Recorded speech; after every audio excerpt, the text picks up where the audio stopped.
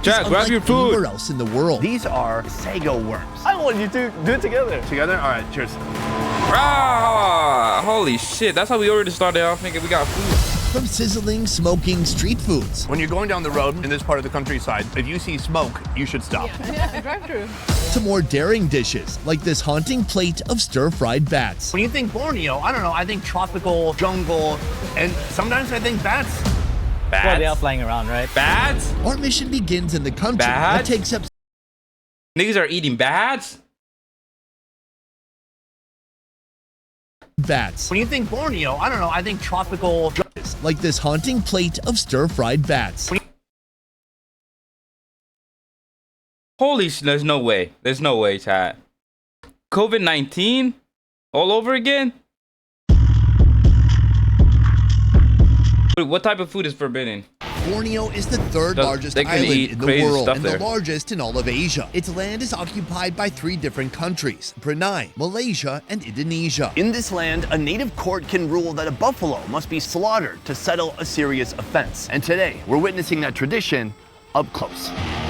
I'm on a mission to uncover this island's not bad. flavors, That's not bad. country by country, to show you that food here is unlike anywhere else in the world. These are sago worms. I want you to do it together. Together? All right, cheers. What protein do you gain from that, though? From sizzling, smoking street foods When you're going down the road in this part of the countryside, if you see smoke, you should stop. Yeah, drive through. to more daring dishes like this haunting plate of stir-fried bats. When you think Borneo, Are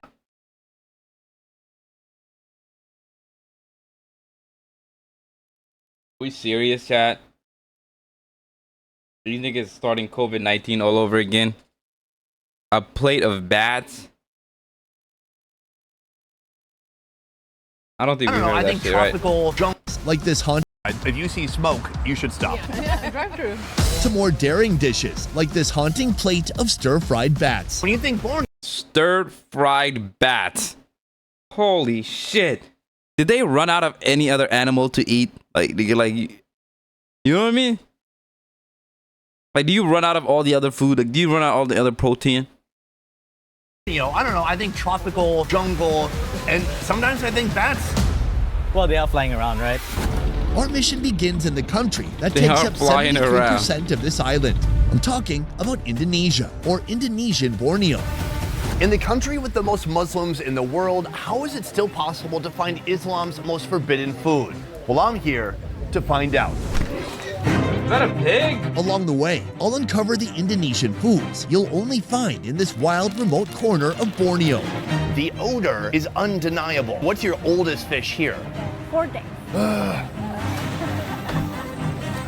But first, street food. On the water, Welcome to Banjarmasin. This place isn't just a city by the river, it is the river. In fact, it's an interconnected network of waterways that form a liquid highway. Scared to eat my food, You will bro. see tons of houses Yeah, I'm gonna see a lining the bat. water. They're People eating a are bat. bathing, they're washing their clothes, and they even brush their teeth using the river water. 9 out of 10 dentists do not recommend. Banjarmasin, the city of 1,000 rivers. Since the 16th century, long before roads were carved through the jungle, these waters have been its lifeblood, feeding the people, moving the goods, and driving the economy. Here, life doesn't just live by the river, it flows inside of it. Right now we're on a floating market. This place is like an ancient preserved form of commerce. This is where the wholesale of things like produce, vegetables, and other things took place. The most fun part about coming to this market is finding all the unusual things here that are for sale. Right here, this is something more typical. It's some kind of a citrus fruit. I know your sales tactics, lady. I take a bite, I feel bad, and then I buy some. Well, I'm not gonna. Is that a lemon? I'll take 5. Is that a lemon? Lok Bainton Floating Market comes alive every morning. It's a meeting point for people from nearby areas floating in to trade. Oh, he sells parking. I don't know how it works to sell parking on a river. That's what he's doing, and he's got a net for collecting money. Yeah, money net. Most of the vendors here are women, dressed in the traditional Banjar attire. paddling fire. through a maze of boats, calling out to customers. Oh, this lady is selling trinkets. These are old traditional trinkets.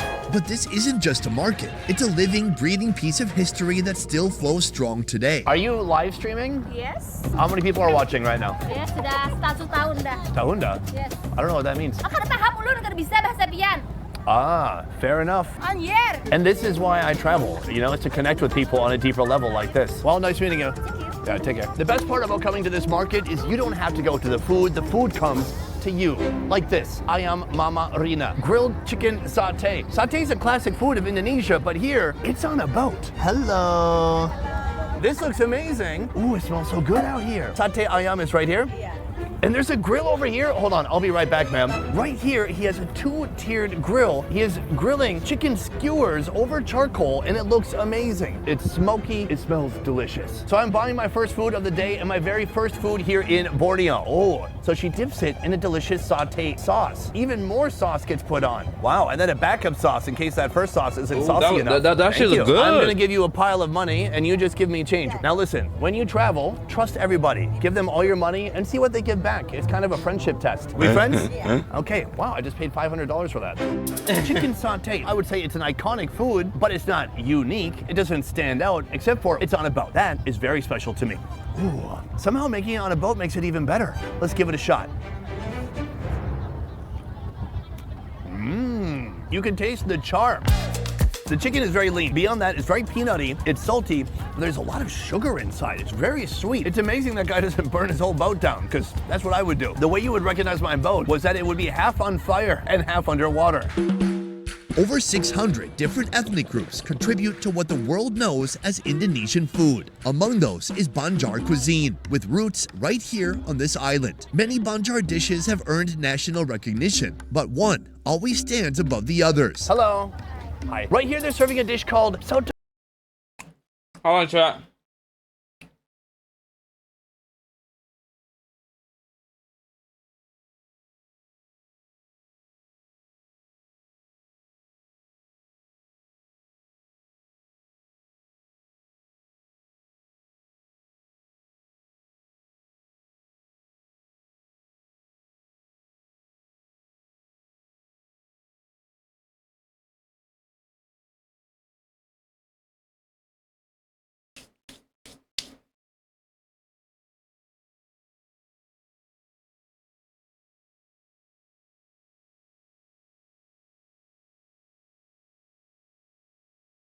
What is going on?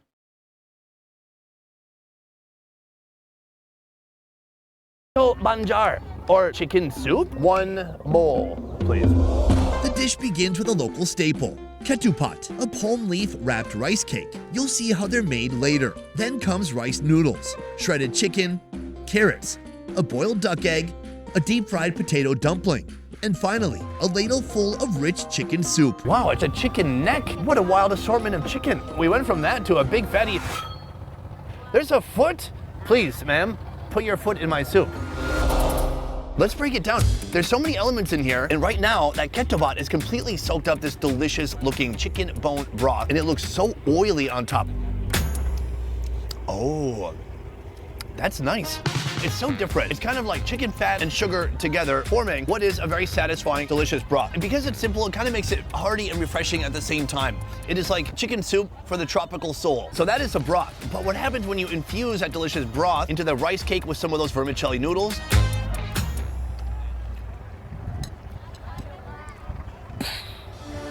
Nice. I wouldn't eat You're that doing good shit. work here. The potato is a little bit more mushy and soft. The rice cake has a little bit more body to it. Moving on from the broth, right here we have a foot. When you're eating like this on a river, you are very close to your food. I mean, this chicken was probably alive yesterday or this morning, and they didn't waste any part of it. The foot, the neck, everything is being utilized. Here, this is a part that my grandpa used to eat when I was a kid, and it freaked me out. I was like, Grandpa, Ew. who eats that? It looks like an appendage. That is the chicken neck. It's so weird, but it's so good. Just don't think about it too much. There's like a wrinkly chicken neck. Oh, thank you. Wow, full service restaurant. Almost any bite kissed by that broth is gonna be delicious. I absolutely love it. I cannot believe that you can find a food of this quality here on the river, especially for this price. Soon, I'll be saying goodbye to Banjar Masin and heading deeper into the countryside in search of some truly unique eats. After that, I'll even get a bite of a food that's forbidden for 87% of Indonesians. Cheers. But before I leave the city, I'm told there's one street food I must try, and that street food is on the land. Well, good morning. Good morning, Sonny. Welcome. Meet Dahlia, Banjarmasin native, and my culinary guide for the rest of this trip. We have a fabulous meal in front of us right now. This is ketupat. You cannot leave this city without first experiencing the glory of Ketupat Kandangan, a local street food built around two key players. First, the ketupat. That's the same rice cake we saw this morning. It's wrapped in young coconut leaves and boiled until the rice swells up tight, firm, and perfectly packed into its leafy container. Ketupat pairs well with everything, but here in Banjarmasin, its soulmate is the Snake head fish. caught fresh from nearby rivers. Because the head looks like a snake. Actual snake, very haram. But this fish, still halal. Halal, 100%. Loophole. These fish are not only plentiful, but locals can't get enough of them. In fact, this restaurant goes through about 700 pounds of snakehead fish each week. The organs are removed and saved for a dish you'll see later. The rest is scaled, filleted, and then marinated with turmeric and salt. Then it's skewered and sent to my favorite destination, the grill. Am I lagging, chat? Once done, the fish is simmered in a rich coconut milk broth, spiced with cinnamon, nutmeg, cloves, and cardamom. Now, the assembly. A block of ketupat, a chunk of smoky, tender snakehead, and a ladle of that golden broth to tie it all together. In a moment, we're going to try this out. But first, I want to back up and I want to talk to you about Borneo. Borneo is a fascinating place. It's the largest island in all of Asia, the biggest of those being Indonesia, the country we're in right now. So it's an island occupied by 3 different countries. So after decolonization, Indonesia part was occupied by Dutch. Malaysia area and Brunei also was occupied by British. After decolonization, everyone thinking, okay, we should combine it all together, right? But at the time, yes, we live in the same island, but not exactly the same way. Borneo may be one island, but it's split 3 ways, and each side tells a different story. Indonesia, a republic. Malaysia, a constitutional monarchy with a rotating king. Brunei, an absolute monarchy under the Sultan. Different cultures, languages, levels of development, and politics. But one thread runs through them all. The majority of folks on this island practice Islam, meaning food must be halal or permissible according to Islamic standards. So that is Borneo, but let's take a moment to zoom in back here to Banjarmasin, where we have this beautiful dish in front of us. I saw this earlier. It's like the rice has kind of melded into each other, become very cakey, but all that is soaked or saturated in this delicious, thick-looking broth. The OG way to eat ketupat is with, you can just do it like this. You break up the rice. Ooh, it's hot too, by the way. Yeah, you are able to make it crumble and fall back apart, and then it really is soaking up much more of that sauce.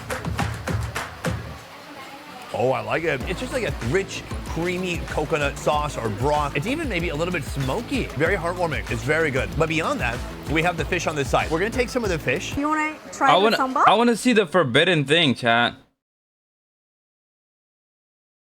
Does have that bad reputation, or it's misunderstood. Everyone. I want to see the bat. Then comes the punch. Onions, garlic, chilies, and toasted rice hit the pan in a big way. But what about the other 13%? How do they eat? And how do they hold on to their traditions in a country where their favorite protein is practically taboo? Mega, Yes, I'm Mega. M-E-G-A. Yes, It's a cool name. thank you. Thank you for inviting me to your village. An hour's drive from Barabai, deeper into the countryside, will bring you to Cambian Village, home to one of Borneo's native ethnic groups. In your house, how many people are there? 7 and brother-in-law and sister 2, sister 3, and sister 4, and That's a lot of sisters. Meet the Meritus Dayak, who have called this island home for at least 3,000 years. They've got their own dialect, customs, culture, and even their own set of laws, meaning Islamic rules don't apply here. I notice your village has so many pigs, but the pigs stay here. Yes, stay here. They don't run away. No. Why? People eating in the pig. Because people eat the pigs? Yes. For me, even more reason to leave if I'm a pig. Yes. I'm saying, why do the pigs not run away? Because I am get to the food and the fish. And Dayak, the close the nature. Living with nature. Yes. There's some nature right there. Oh, it's just a dog, I Dog. guess. Eat the dog? No. Okay, just checking. I'm just checking. Okay. Let's go. Let's go. Dayak is a broad term that covers over 200 river and hill-dwelling tribes. The ones we're visiting are the Dayak Pitap.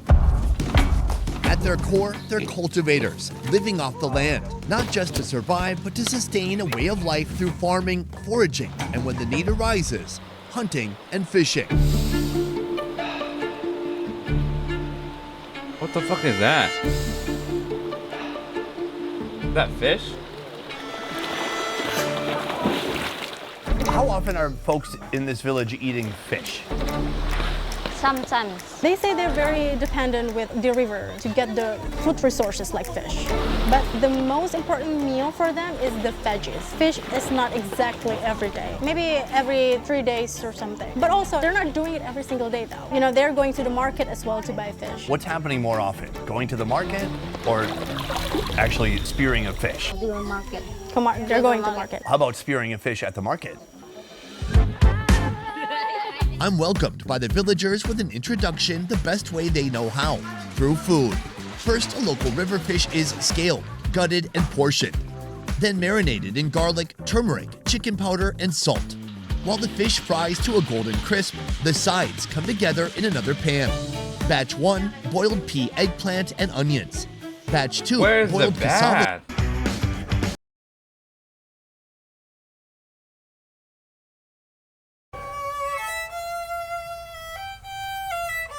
Chad, did we pass it?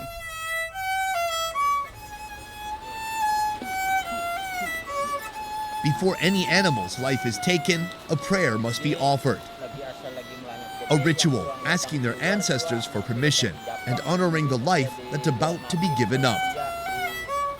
I've heard of the Dayak people believing in something called animism. But what does God mean to you? Kami Dayak Kaharingan ni He has the religion called Did we get clickbaited, Chad? Did we get Kaharingan, is clickbaited? that Where's we the? believe in God and we have really, really close, tight relationship with God.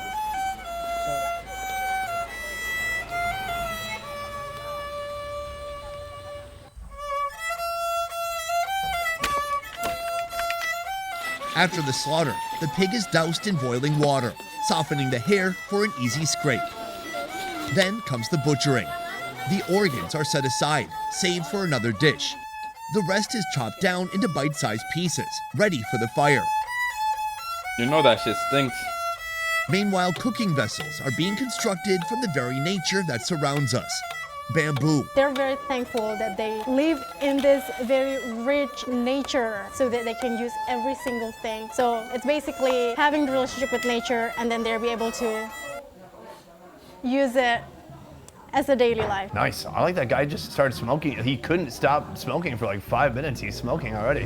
the organs are carried to the river, washed clean by the same waters that feed the forest. Quietly, they're slipped into bamboo, untouched by spice, left to speak for themselves. The meat tells a different story. It's kissed with tamarind, patikala, wild herbs, brown sugar, cinnamon, MSG, garlic, onion, and salt. Everything is tucked into bamboo before its final destination, the flame. Have you ever eaten pork in your life? No, never. I grew up with the mindset that it's haram, so I grew the resistance towards it.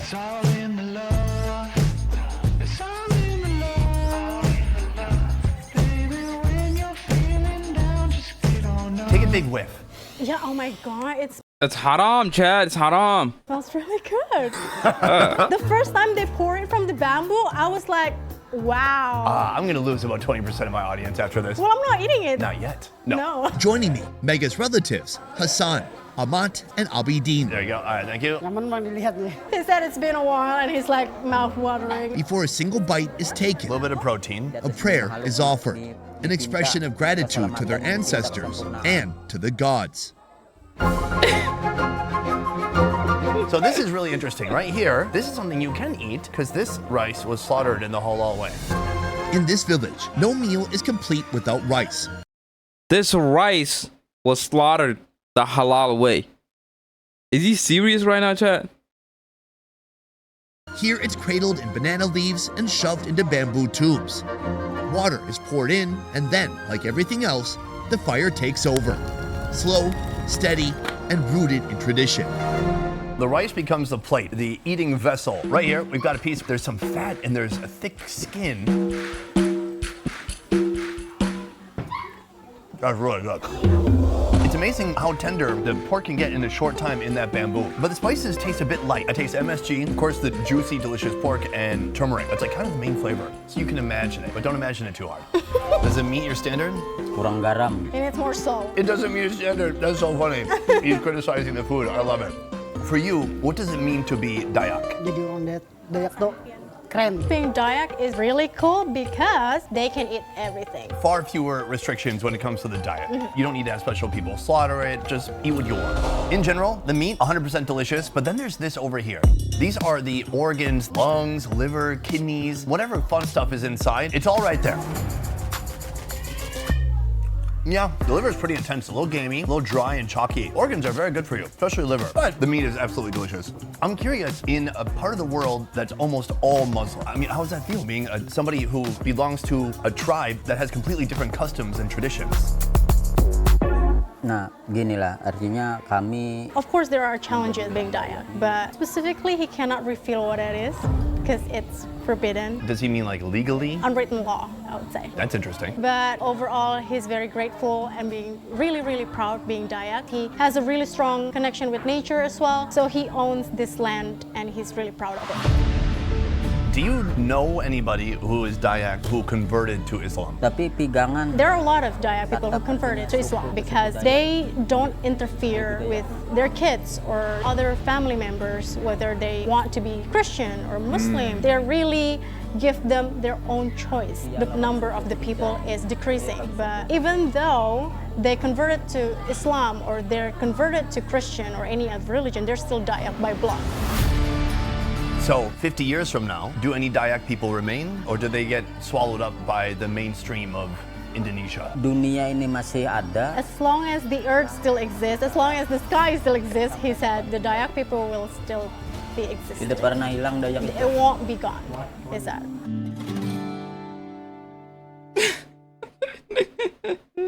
I get what he mean, but what? The earth still exists. Chad, I think we got scammed, nigga. I didn't see no fucking bats and nothing. I was like, holy shit, Chad, we got scammed.